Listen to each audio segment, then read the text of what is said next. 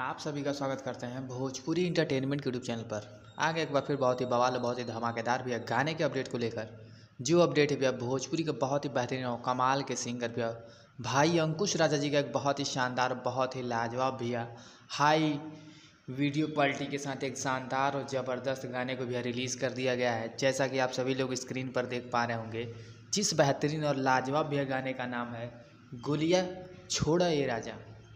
ये एक बहुत ही शानदार और बहुत ही लाजवाब भैया गाना बनाया गया है। बात की जाए भैया इस गाने की, तो इस गाने को भैया गाया है भाई अंकुश राजा जी ने, और इस गाने में भैया उनका साथ दिया है शिल्पी राज जी ने।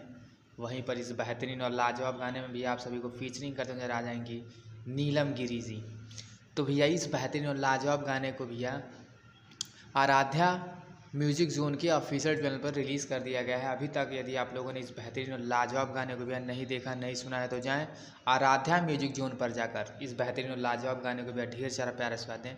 तो आप सब भैया ऐसे ही भोजपुरी से जुड़ी ताज़ा खबरों को पाने के लिए भोजपुरी इंटरटेनमेंट चैनल को सब्सक्राइब करना बिल्कुल ना भूलें और बेल आइकन को जरूर दबाएँ, ताकि हमारे चैनल पर भैया जो भी वीडियो अपलोड हो उसका नोटिफिकेशन सबसे पहले आप तक पहुँचे।